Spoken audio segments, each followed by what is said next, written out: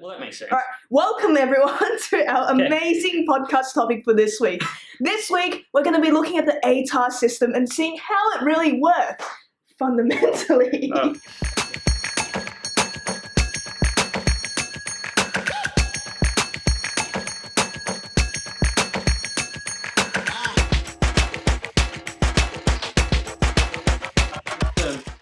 My kind of fundamental issue with the system is it's a ranking system rather than an actual score. Yeah. And to me, that doesn't really make sense because you can have, like, theoretically, the entire state could fail.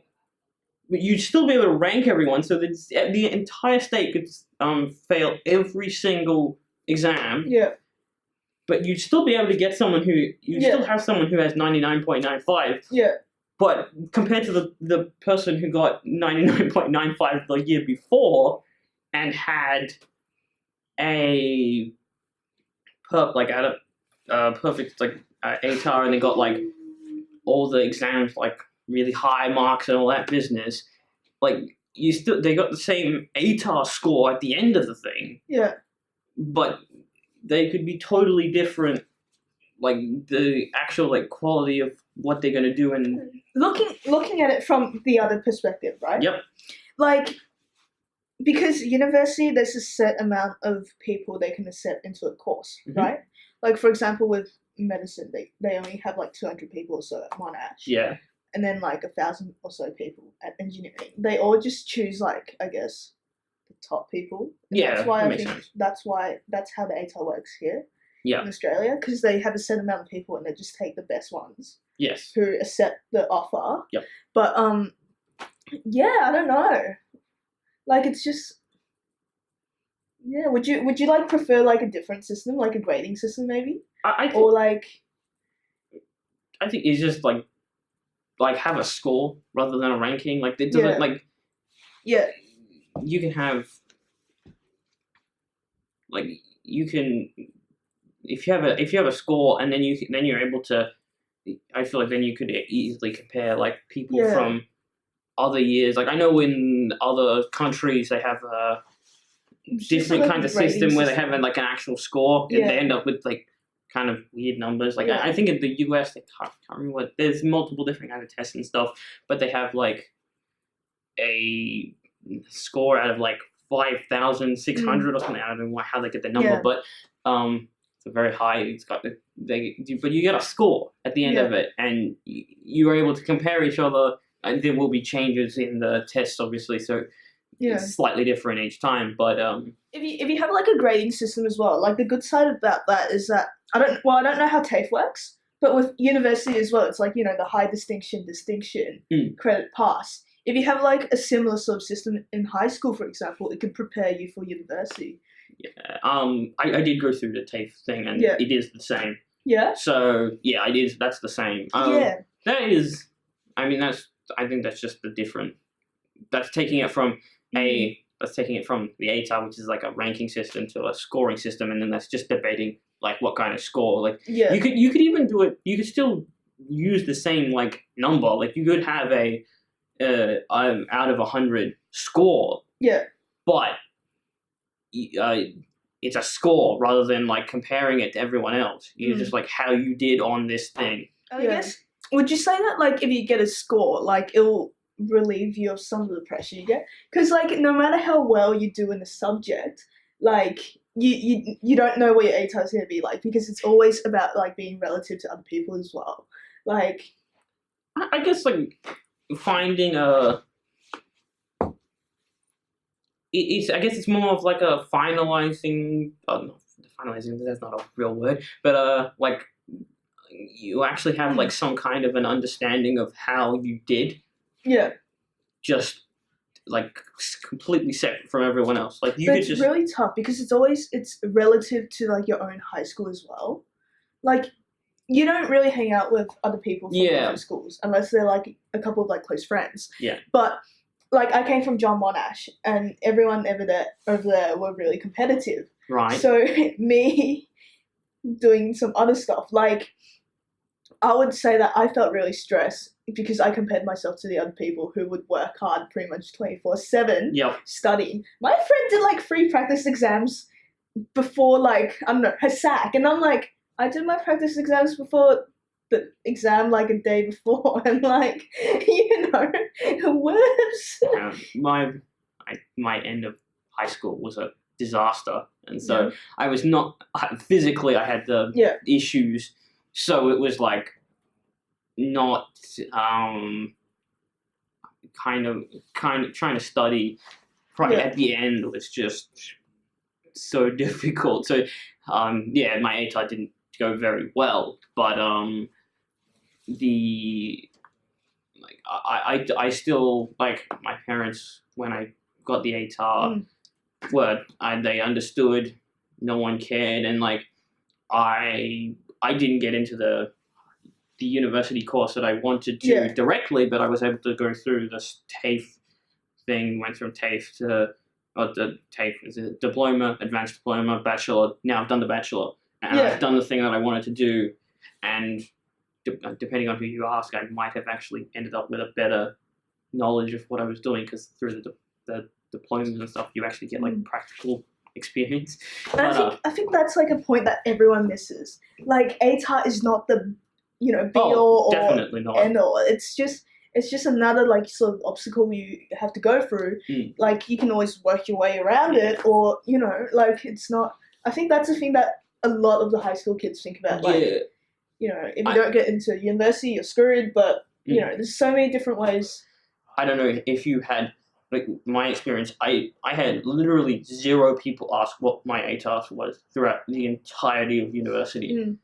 It is so weird to have this like massive pressure from the school and everything. Like, the whole world is like, oh, hey, you got to do well in your ATAR and all that sort of business, and then you're done, and then you just okay, now what? I know how you feel, because like, it's on the day, and it was really weird, because the day my ATAR got released, it was actually my school presentation night as well. So literally the morning we got the ATAR result, and then in the night we had presentation graduation night, and everyone was just like, oh, what's your ATAR? What'd you get? Oh God, yeah. Oh yeah. Do you reckon you're gonna get into the degree you want? Yada yada yada.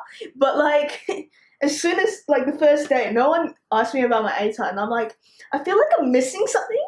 But at the same time, it feels really good to just have no one care about like a number that you were pretty much defined with in high school. Yeah, and then you go out in the real world and you find out that no one actually really cares about it. It is like, I talked, like, have you ever asked your parents what their ATAR was?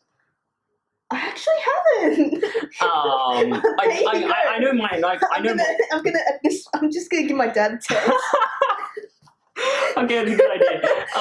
But like, I know both my parents did all right. Like, I don't think either of them were like super amazing students and stuff like that. But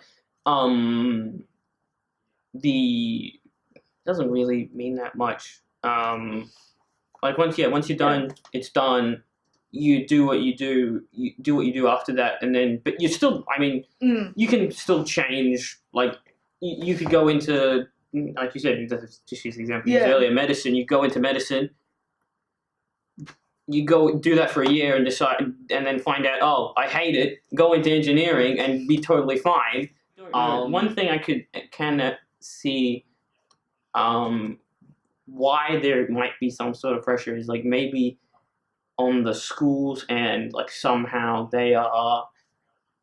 Obviously schools want to look as good as they can, so like they have their highest ATARs and they get all that information and stuff. And so they're able to say, oh, our school was this. And then, so I wonder if it's like the pressure that is put on the kids to get higher scores is like from the schools wanting to look good rather than actually like worrying about themselves. Yeah. It was like, my dad just replied. He was like, "What's the ATAR?" Yes. Okay, that's a good thing. That's a good. Sorry for interrupting. That's kind of a agree with thing. you. Yeah, because I think that like it all for me just comes down to the pressure. And like obviously you have the ATAR system, you have the grading system.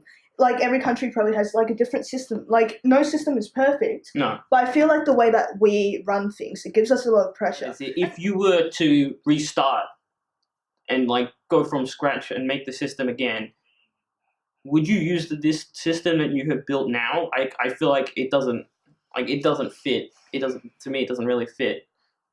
Like I feel like there's many different better systems that you could use rather than this kind of weird ranking system that like pulls a number just comparing everyone to everyone.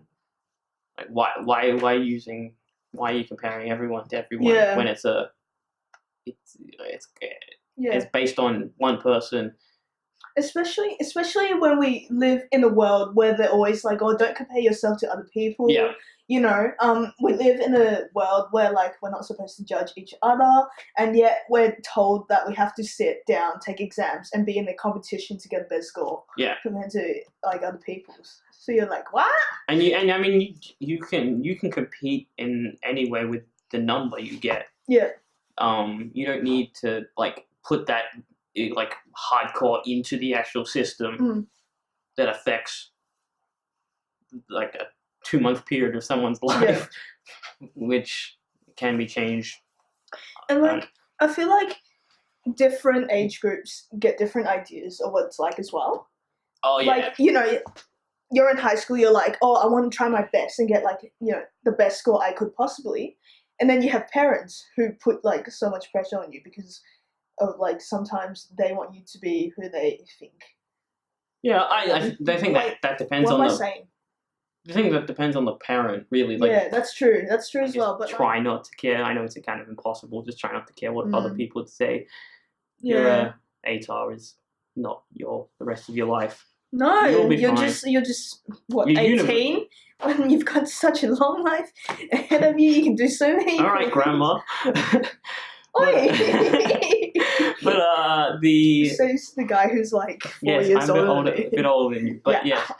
But like you. I mean, your ATAR doesn't really matter that much. Once you finish university, you can still get a job that has nothing to do with your university degree. It's like there's like so much of this like weird, just like stuff that the system that you go through. Everyone goes through the same system, and then at the end of it, how much of it does it really matter? I mean, unless you're being like a full on like doctor, surgeon, scientist sort of dude. What is the meaning of life? Oh, okay. Let's not go there. We've already been going 20 minutes, so that's true. Yeah. Should we call it a day? I feel like this is so much to talk about. I mean, it's a big topic. Is just the first part of a multi. Not really. I don't think so. No. All right. Well, this is just one of the other podcasts we're doing for today. Yeah, that's all. Well, yeah. That's what we've been talking about, the ATAR and what we think of it. Yeah. And I hope you enjoyed this podcast. But yeah.